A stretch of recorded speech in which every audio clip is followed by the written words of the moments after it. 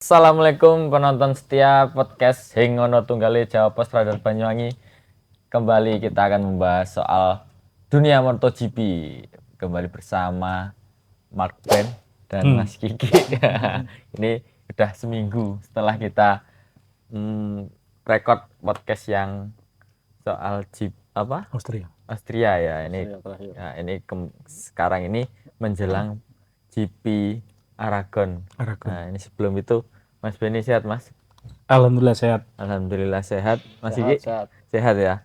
Ini sejam ke depan lah mungkin kita akan membahas soal ya sejam atau setengah jam lah ya kita akan membahas soal MotoGP. Ini menjelang GP Aragon.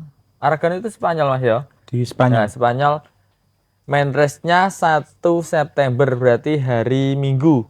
Hari Minggu. Nah, ini mungkin yang mau aku tanyakan pertama layout sirkuit ini seperti apa, Mas? Mungkin Mas Beni yang ahli soal itu mungkin bisa ngasih penjelasan dulu lah, nanti gantian. Ini dengan sirkuit tersebut kira-kira pembalap mana yang punya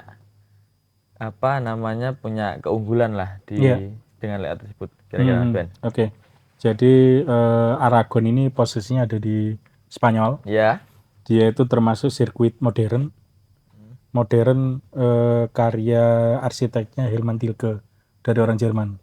Dari Jerman ya. Ya, Jerman. Itu terkenal arsitektur untuk sirkuit kayak Sepang, Tiongkok itu modern, ultra modern. Jadi kalau Sepang itu modern, Tiongkok itu ultra modern sirkuitnya.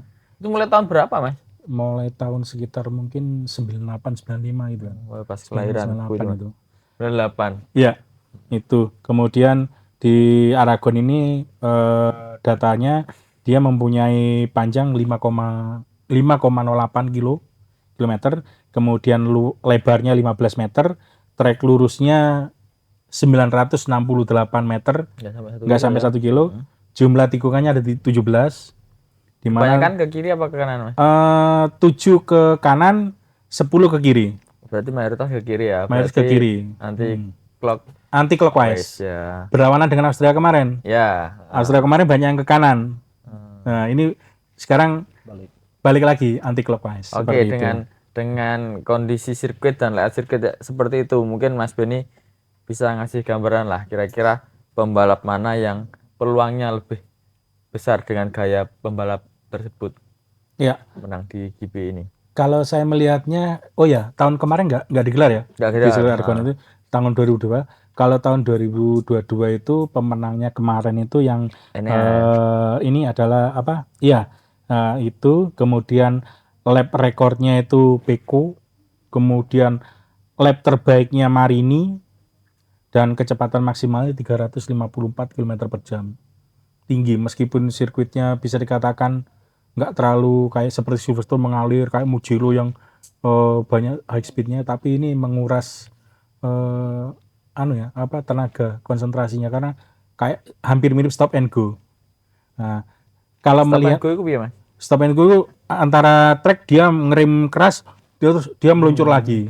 Seperti jadi istilahnya stop and go. Gitu. Kalau Silverstone kemarin kan mengalir. Gitu. Jadi kalau melihatnya track recordnya 2022 kemarin kembali lagi ke Ducati Cup, tapi nggak memungkiri ya untuk pabrikan lain seperti KTM ini saya kira tetap mungkin masih di depan tetap Ducati. Dengan apa namanya layout sirkuit yang seperti itu, Mas. Ya. Oke. Kalau Mas Kiki kira-kira berpengaruh nggak sih, Mas, atau seberapa besar pengaruh soal sirkuit ini dengan kemenangan seorang pembalap? Mungkin ada yang gaya balapnya lebih cocok dengan sirkuit yang seperti ini dan lain sebagainya. Mungkin ini kan sirkuit di Spanyol ya. Ya.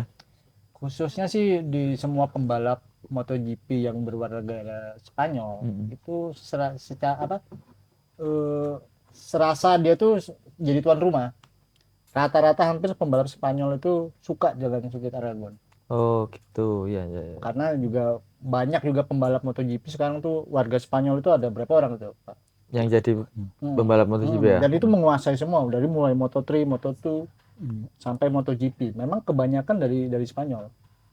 Dan kebetulan itu didominasi kemarin itu Aragon itu mulai 2010. Itu didominasi sama pabrik Jepang. Honda Yamaha. Dia baru tahun 2020-an baru ke Ducati. Paling banyak itu dimenangin sama Honda. Dan Marquez lagi-lagi dia berturut-turut itu di situ. Mulai tahun 2013 kalau nggak salah. 2015 ya Pak ya. Itu betul-betul menang di Aragon sampai di layout di tikungan 10 itu ada semacam apresiasi buat Marquez. Namanya tikungan iya, Marquez. Tikungan Marquez di 10.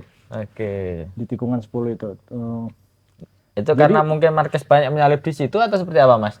Ya, atau karena sebentuk reward aja Pak. Reward buat Marquez sih, karena memang dia lagi bagus-bagusnya pada waktu itu. Dan terus ya itu tadi kembali memang sirkuit itu kan dirancang sama Herman Tilke. Herman Tilke itu memang baik sekali buat gambar sirkuit itu. Terakhir kan dia buat Mandalika itu juga buat. Ya. Oke. Mandalika itu Herman Tilke juga memang dia sangat pintar sekali buat desain. Ya. Oke, menyambung itu. Ini kan ada banyak sebenarnya pembalap dari Spanyol. Tapi yang lama nggak kita bahas itu Acosta, Mas. Nah, ini mungkin Mas Benny bisa ngasih lah. Gimana peluang Acosta, nanti juga disambung Marquez juga seperti apa peluangnya di GP Aragon ini, Mas. Ini Acosta sebenarnya juga pembalap yang bagus, Mas ya. Nah, ini dengan dia tampil di negara sendiri seperti apa kira-kira peluangnya, Mas? Iya. Sebenarnya Acosta kemarin kan sempat kita singgung di Austria ya. Karena sebagai tuan rumah KTM-nya ternyata hasilnya kurang maksimal. Ya. Jadi memang benar yang disampaikan oleh Bang Eki tadi, bahwasanya kalau ini main di Spanyol, mesti pembalap yang berbendera Spanyol itu mempunyai ini seperti kayak kemampuannya 100%, dia bisa 105, 110, 111%. Lebih itu ini semangatnya.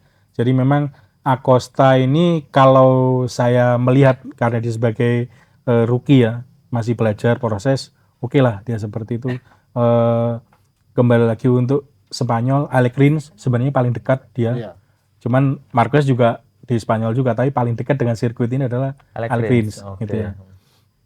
Peluangnya sih saya melihatnya ini kembali lagi lihat KTM dengan yang Austria kemarin tidak sesuai prediksi saya. Harapan saya kemarin kan bisa memberikan ini ya perlawanan lah di Ducati, ternyata kan nggak bisa. Ini melihat sirkuitnya Aragon yang kurang lebihnya seperti ini, terus kemudian tahun 2002 rata-rata mulai kemenangan base lap ke speednya itu kena Ducati. Kayaknya ya kembali lagi kesulitan, masih tetap 2 langkah di depan seperti itu. Kemudian kalau peluangnya Marquez sendiri, ini infonya kan yang kemarin saya sampaikan bahwasanya akan update.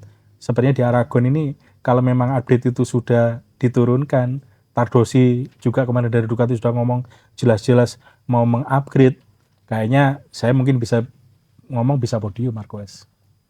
Ini kita tunggulah soal itu, tapi masih belum ada terang, Mas ya. Terang, sudah hanya ngomongnya seperti itu. Karena separuh musim itu biasanya semua pabrikan mulai update. Karena apa? Dia juga mempersiapkan untuk tahun depannya.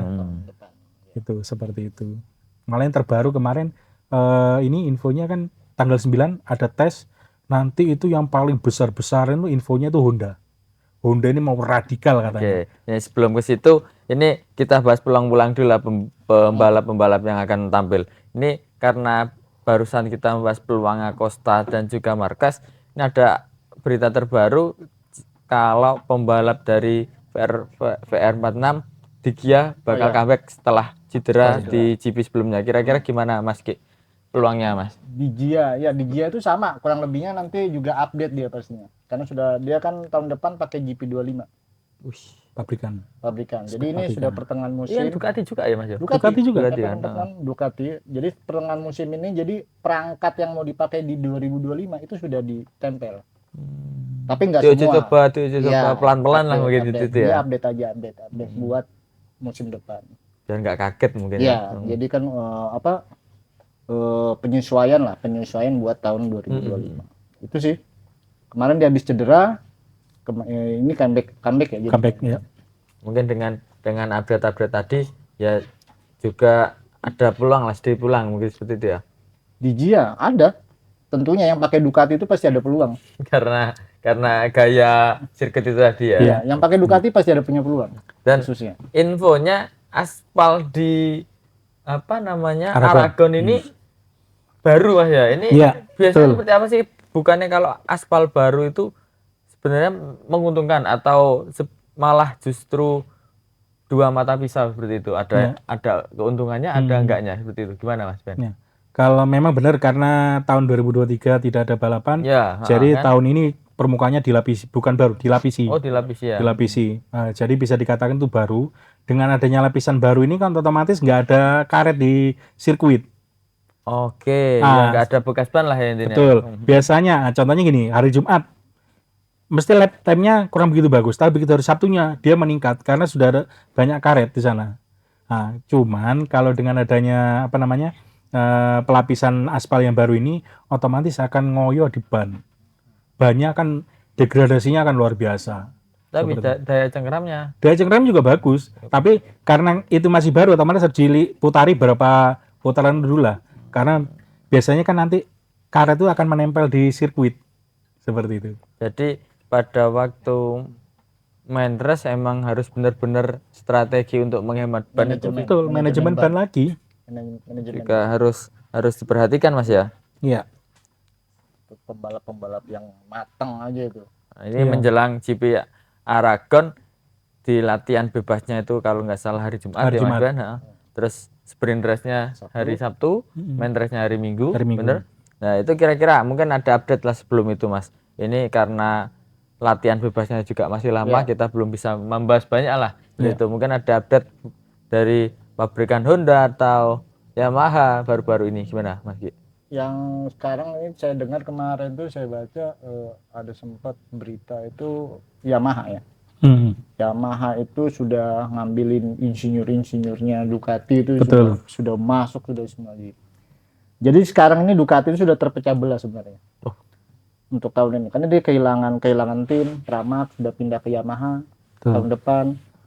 Insinyur Pramac tim. Jadi kan sekarang ini kan Ducati itu ada 8 motor. Iya. Ada 8, makanya saya bilang kenapa Ducati 2 langkah lebih maju karena dia punya di grid itu ada 8 motor. Paling banyak. Dan paling itu banyak. Menguntungkan karena datanya paling banyak. Oke, benar. Ada 8 motor, yang lainnya cuma 4 motor, Yamaha sendiri cuma 2 motor. Untuk tahun depan Ducati ini berkurang, jadi cuma 6 motor. 2-nya kan ke Yamaha. Nah, ini kan tim Ducati yang pindah ini kan tim bekas Pramac ini kan bekas Ducati loh. Pindah ke Yamaha. Jadi update-nya yang untuk sekarang nih Yamaha lagi gencar-gencarnya. Karena dia bawa perangkat baru, terus insinyur-insinyurnya juga sudah diambilin dari Eropa yang khususnya dari Ducati. Insinyur Ducati diambil sama tim-timnya juga diambil. Pramac itu salah satunya diambil buat tahun depan. Kemarin juga Max Bartolini. Itu Max Bartolini itu juga sudah yakin, dia optimis untuk musim berikutnya. Berikutnya lagi itu memang Yamaha ini berbahaya. Bakal berbahaya.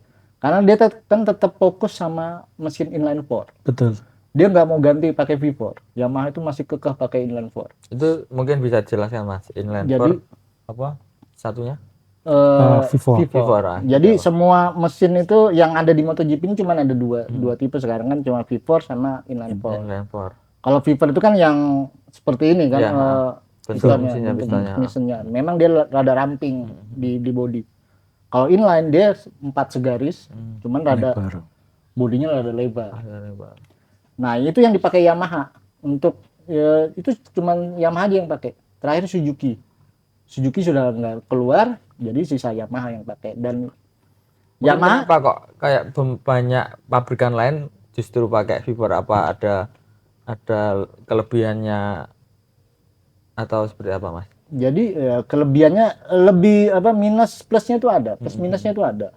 Jadi memang rata-rata kayak Aprilia, KTM, Honda sekalipun yang Asia itu pakai Vivor. Vivor kan.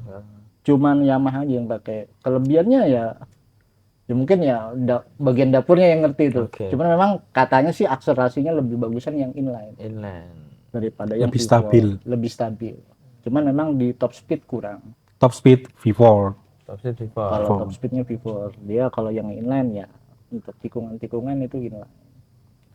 Makanya cuman kekurangannya si Ducati yaitu tadi. Tapi kan adanya aero ini, makanya si Ducati lebih. Oke, mungkin lebih ini stabil. sejalan sama statement Paul Espargaro beberapa waktu belakangan ini kan bilang kalau tahun 2025 kemungkinan kekuatan Ducati ini udah mulai berkurang karena itu tadi alasannya. Salah satunya karena ada Banyak insinyur dibajak. ya itu tadi banyak motor yang keluar lah dari 8 terus jadi 6 Jadi sekarang 6, ini. betul. Gimana cara pandangan Mas? Iya, memang benar. Jadi insinyur-insinyur di Ducati itu banyak dibajak lah bahasanya. Kalau di Yamaha kan 2. Malah yang terbaru ini infonya adalah tangan kanan kerja di Ducati 17 tahun. Bayangkan 17 tahun. Dia kemarin tahun 2021 itu di KTM. Tapi tahun ini nggak diperpanjang 2025. Nah, rumornya namanya Fabiano Sterlasini kalau nggak salah. Jadi 17 tahun di Ducati, kemudian Itu orang mana? Eropa. Tak kira Boyolangu kan. Nah, jadi Fabiano Sterlasini ini 2025 rumornya meskipun belum ada hitam di atas putih itu akan ditarik rekrut oleh Honda HRC. Oh, ini tadi dari Yamaha yang bawa berita Max positif Bartolini, lah ya. ya. Sekarang udah ini Makanya saya bilang insinyur Ducati ini rata-rata sekarang mulai dibajak lah. Oke, Seperti itu. ini sebenarnya juga ngano lah.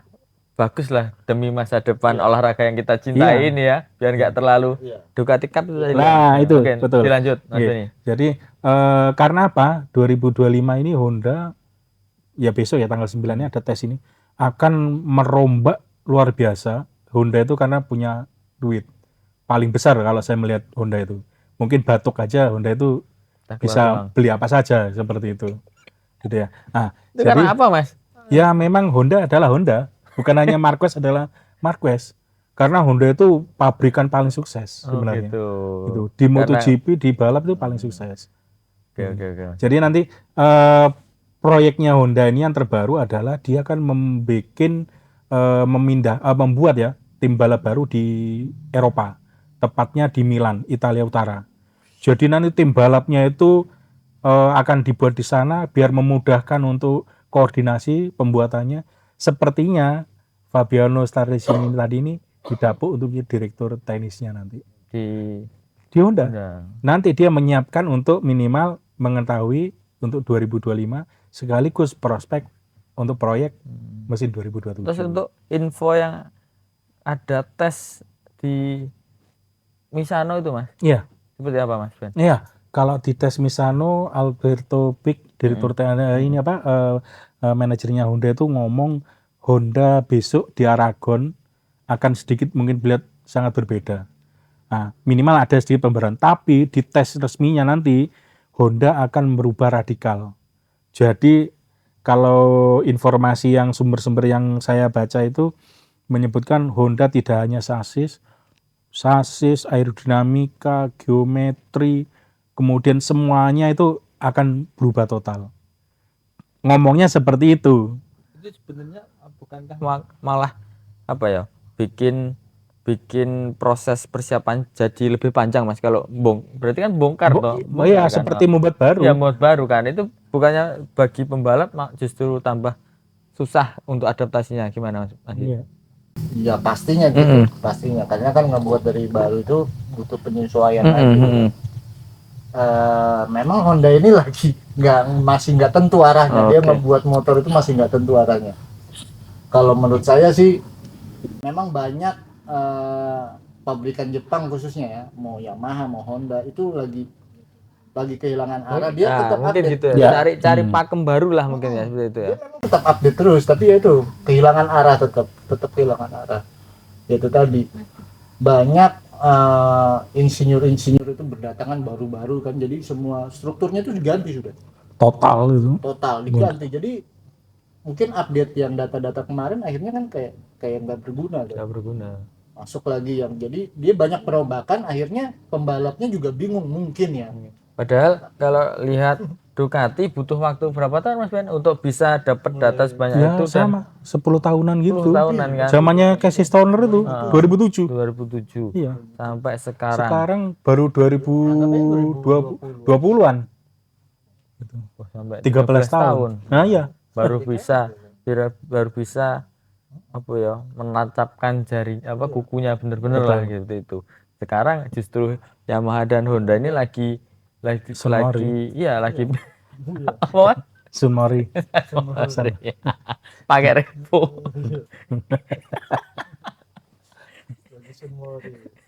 Lah. Strukturnya itu harus diganti semua. Iya. Diganti. Jadi ya bingung semua itu.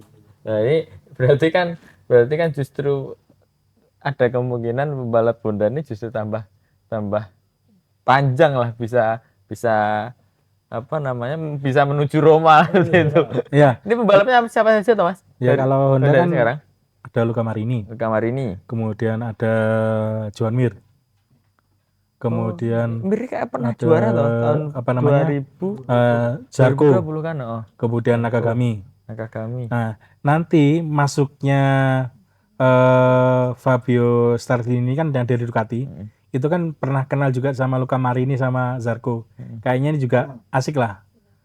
Bisa reunian lagi. Oke. Sama juga Alex Espargaro sebagai test ridernya Honda di 2025. Malah Alex Espargaro itu membawa 2 teknisi dari KTM. Membawa ya. Iya. Itu. Oh kan Espargaro bekas dari Aprilia. Dari Alex Espargaro iya, Espargaro dari Aprilia. Jadi dia ke test ride-nya ke Honda, Espargaro membawa 2 teknisi lagi. Nah, ketemu lagi reunian lagi dengan Fabio Stradini tadi.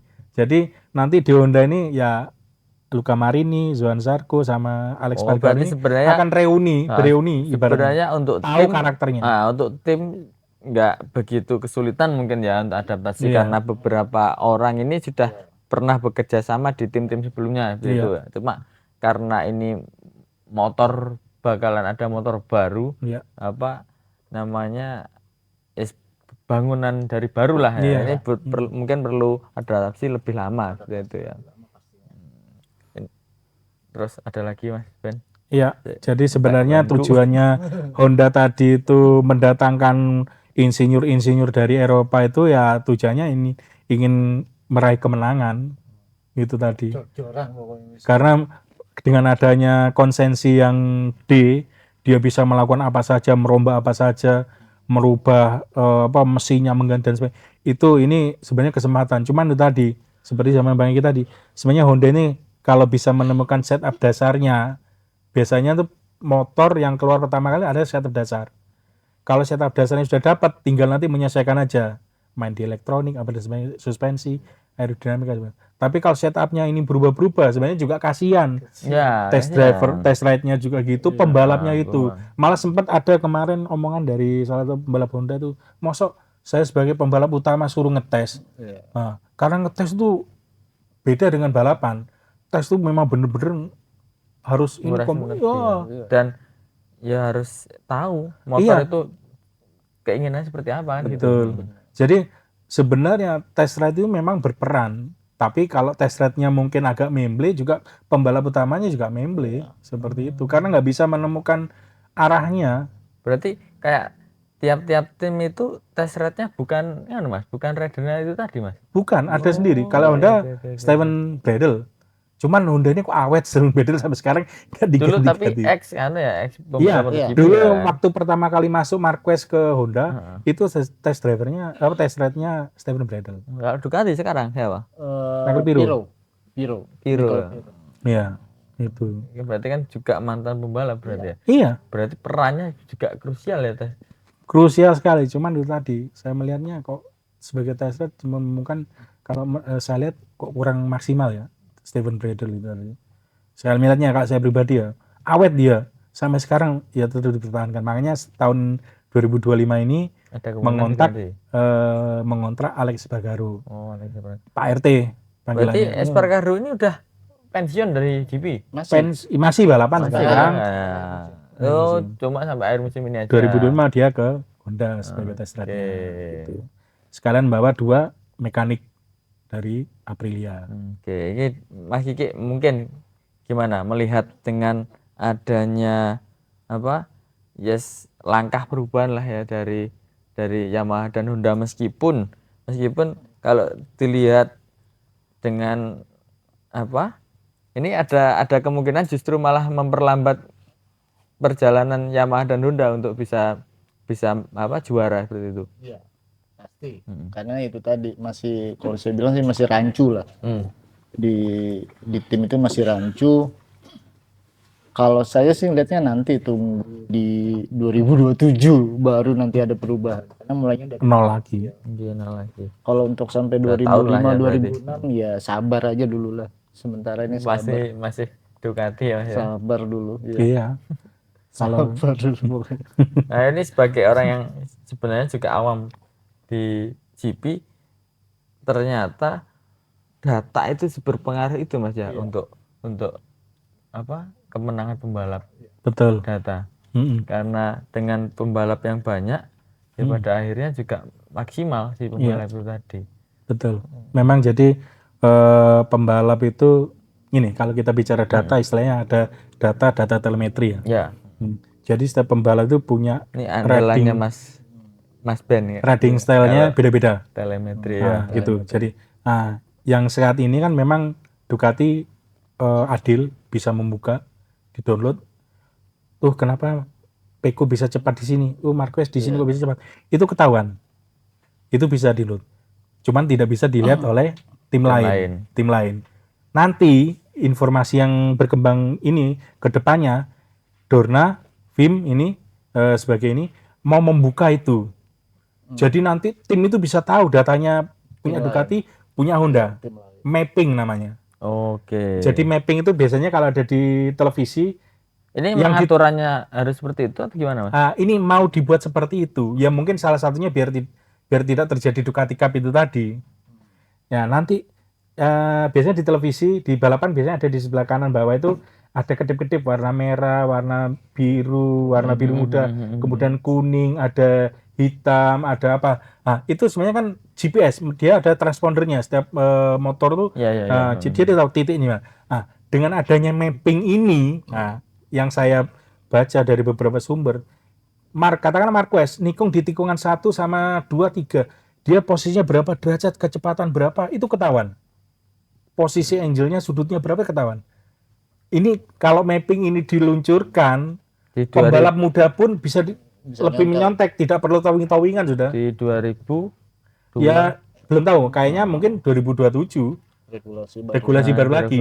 Cuman ini ada wacana seperti itu yang mungkin salah satunya biar balapan itu semakin menarik. Kalau Mas Kiki melihat itu gimana Mas? Kalau kemungkinan mapping tadi benar-benar terlaksana. Lebih cepat, adaptasinya lebih cepat. Semua pembalap ini lebih cepat adanya mapping itu. Karena memang perkembangan tadi itu, perkembangan balapan kan. Makanya kan kemarin itu kan balapan kali ini memang dibuat semenarik mungkin. Bagaimana caranya Dorna itu supaya balapannya tetap ramai. Betul. Kayak sepertinya ada sprint race. Kemarin kan nggak ada sprint race. Baru 2 tahun ini sprint race baru ada. Terus ya itu tadi. Semua data dibuka semua. Jadi biar balapan tambah menarik. Ya bagus pastinya. Jadi pembalap-pembalap baru itu nggak lama-lama sudah adaptasinya. Biar tidak 2 langkah terdepan itu tadi. Minimal selalu mendekat. Karena kan kalau emang seperti itu pada akhirnya justru tambah fair kan. Kalau memang pembalap itu bisa melakukan seperti pembalap lain, ya itu berarti yang bicara skill bukan karena teknologi lagi. Itu makanya di 2027 kan regulasinya aerodinamika, whole shot sama RHD itu kayaknya mau dihilangkan. Jadi pure murni saya ngomong apa? Nanti sliding akan muncul lagi seperti yang terjadi di Moto3 sama Moto2 masih bisa terjadi seperti itu. Jadi balapannya akan semakin menarik, jelas penonton juga ini apa namanya semakin tambah rame gitu. Semua tim yang masuk di MotoGP itu kan bukan tim Tarkam, bro. Iya, walaupun tim satelit yang paling rendah kan bukan tim Tarkam. Iya. Kenapa juga MotoGP itu ada di kelas paling atas? Ada kelas Karena ya itu tadi harus pemerataannya harus sama. Walaupun itu satelit pabrikan. Jadi kalau memang yang kita tadi sudah mapping keluar apa semua, wah, itu yang dilihat itu bukan seberapa kencangnya motor. Paling telat ngerem itu yang menang dah. Jadi waktu late breakingnya. Karena semua orang ngegas aja semua orang masih bisa motor gas jadi semua. Ya. Sekarang siapa yang paling telat ngeremnya itu yang menang. Karena ya paling telat ngeremnya. Kalau dia lebih cepat ngeremnya kan berarti dia lebih cepat berhenti ya. Oke, Mas Eka. Itu. Makanya balapan itu kalau kita sama bertiga muter gas semua bisa tuh. Bisa. Tapi siapa di ujung tikungan yang paling telat ngerem? Contohnya gini di mapping itu ada pembalap di depan sama belakang. Di ini muncul ada nomor pembalap motornya, kemudian ada pembalap depan di belakang. Terus ada warna merah sama putih. Ada warna ini. Jadi kalau dia ngegas, kemudian sudutnya miring berapa, ketahuan dia. Dia waktu ngerem, kagetnya kayak langsung otomatis karena sensornya luar biasa. Kembali itu. Jadi ini kalau memang ini dibuka, saya kira akan menjadi sangat tambah menarik. Jadi nggak ada yang ditutupi lagi. Jadi katakanlah si A dia belok di tikungan ini sudutnya berapa, speednya berapa. Ketahuan. Nah, ini kan biasa berarti kalau semisal pembalap satu ingin menirukan kan berarti harus skillnya yang berbicara kan? Iya, kembali skillnya. Ini kembali ke Aragon lah seperti itu. Ini karena kita membahas preview sebelum GP Aragon. Nah, ini di 2 seri terakhir pemenangnya dari Ducati. Ini dan ini di 2022. Terus orang Italia lagi. Ya, Peko di 2021 semuanya Italia justru. Ini gimana Mas Ben? Ya kalau di Aragon karena ini Spanyol tetaplah jiwa korsanya nasionalisme Spanyol tuh akan luar biasa. Kayak Acosta jangan lupa loh Martin Spanyol juga. Martin juga kepingin dia ngalahin Peko karena sudah dikalahkan 2 seri kemarin dia. Seperti kayaknya masih berbicara seperti itu. Tapi kalau melihat peluangnya lagi, melihat motor yang paling siap di track untuk yang saat ini saya lihat ya memang masih Ducati lah. Seperti itu. Tapi ya harapannya untuk ke depan kan ya pembalap-pembalap Spanyol ini bisa kembali unjuk gigi lah. Masa negara Spanyolnya negara yang dianggap sebagai salah satu pemasok atlet balap paling banyak toh. Enggak hanya di kalau nggak salah enggak hanya di GP loh. Di motocross kan juga ada. Juga itu. Makanya kok dengan Ducati ini yang sejauh ini nggak bisa disentuh untuk saat ini. Pembalap Spanyol malah namanya mulai turun seperti itu. Kalau udah pantas nggak kalau kita bahas soal podium, prediksi podium? Ya sama sih, ya itu tadi nasionalismenya tetap luar biasa. Martin jelas akan berusaha untuk mengejar Peko karena dia ketertinggal 25 ya? Iya, sekitar segitu. 275 sama 250. 250 ya, 25 itu jelas dia di kandang sendiri kepingin menunjukkan adrenalinnya luar biasa dengan penggemarnya yang fansnya Martin, Marquez, Acosta dan sebagainya. Ini saya kira pertarungannya besok di Aragon ini Spanyol lah paling menonjol nanti. Gitu. Kalau Mas Kiki gimana Mas? Ini Mas Benny optimis banget kalau pembalap-pembalap dari Spanyol ini bakal bisa berbuat banyak lah. Berbuat banyak. Padahal dari 2 seri terakhir aku nggak tahu untuk di 2020-nya siapa atau malah nggak ada. Di 2021 dan 22 ini yang juara dari Italia. Gimana kalau sama Mas? Ya kalau pembalap Spanyol ya kemungkinan pembalap Spanyol itu cuma ada 2, Jorge Martin dan Marquez. Ya. Ya. Cuman tetap nanti kalau di Aragon ini tetap di bawahnya Peko lah. Tetap Peko nomor 1. Pasti ya. Itu kemungkinannya memang. Kalau nggak jatuh Mas ya. Kalau nggak jatuh. Hmm. Kalau nggak jatuh. Jadi memang kemungkinan besar yang naik podium itu Martin dan Marquez itu ada. Karena bukan salah satunya, mereka berdua orang Spanyol. Iya. Cuman tetap aja orang dua ini tetap di bawahnya Peko. Tetap mereka ada di podium. Insya Allah memang ada podium di Aragon nanti. Apalagi yang terakhir masih motor tahun lalu ya. Iya. Iya. Iya. Nah, iya. Peko, karena ya itu tadi kan sebelumnya yang minggu kemarin saya bilang titik lemahnya Peko itu belum kelihatan. Belum kelihatan. Sekarang kita prediksi podium Mas ya. Iya. Gimana? Ini karena kan kita nggak ada podcast lagi sampai selesai. Nah, Iya. sampai selesai. Oke. Dari Mas Beni. Kalau saya mencoba memprediksi karena memang masih rapi ya. Kalau balapan normal, Peko, Marquez, Martin. Berarti ini Marquez belum menang seri Mas ya.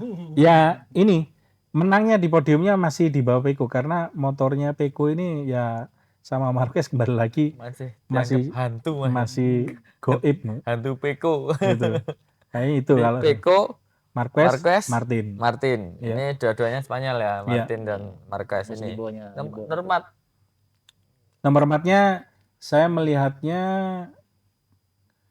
Bastini kayaknya. Ya, Iya. oke, ini yang naik podium berarti si Marquez, Peko, Marquez dan Martin. Iya. Bastini. Pasti ini di 4. Masih Ki. Peko, Martin, Marquez. Beda itu aja. Oh, Marquez naik sekarang yang naik Iya. podium ya. Iya, Nggak, tetap. yang Oh, iya, yang itu kemarin tetap naik. nomor 4 ini semua Naik. sepakat di Austria. Iya. Jadi naik Marquez naik podium. Cuman beda susunan sama Pak Beni tadi. Nah, berarti Peko, Martin, Marquez. Marquez. Kenapa Mas kok justru Samian menaruh Martin itu di atasnya siapa namanya? Marquez. Karena dia lagi ngejar poin. Martin ya. Dan mungkin Iya, juga 2. 2. Oh, Martin peringkat 2 sekarang. iya, Oke. kan bisa aja kan namanya sesama Spanyol ini bisa ngebantu pembalap sesama Spanyol kan. 2015. Karena Kan bisa, karena yang lebih dekat itu Marquez- poinnya sebenarnya ya karena Martin. Marquez kayaknya kesulitan lah untuk Iya. bisa Iya. naik lah. Bukan kesulitan sebenarnya sih peluangnya yang lebih banyak. Martin. Ya Marquez kalau ada kesempatan jadi juara seri pasti digas sama Marquez, pasti tetap diperjuangkan sama Marquez. Kalau memang ada peluang. Tapi kalau memang nggak ada peluang ya itu tadi. Ya sedapatnya podium. Karena kayak gitu masih ada masih di balap ya. Maksudnya kalau Martin sama-sama dari Spanyol dengan Marquez seperti yang Ya. di 2015 ya Mas Ben. Ya, memang itu kebanggaan kan. Iya. Siapa sih nggak kepingin sih negaranya Iya. muncul sebagai juara, itu suatu ya prestis lah, tinggi lah. Iya. Apalagi ini kelas balap motor para raja. Jadi gengsinya memang luar biasa. Kembali lagi ke gengsi sama nilai jual juga nantinya. Itu. Makanya memang bener Peko itu sementara terlalu rapi. Makanya saya ngomong besok kalau di Aragon lihat Peko itu kalau keluar masuk tikungan sama motornya punyanya GP23.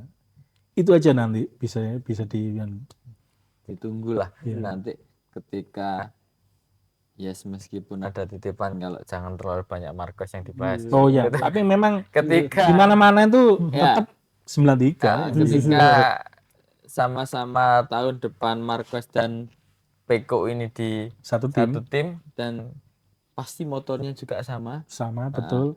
Ini seperti apa nanti Marquez ini? Ini menarik ini. Nah, Tetap sebagai seorang senior Ya. akan dilakukan sebagai seorang senior. Paham kan maksudnya?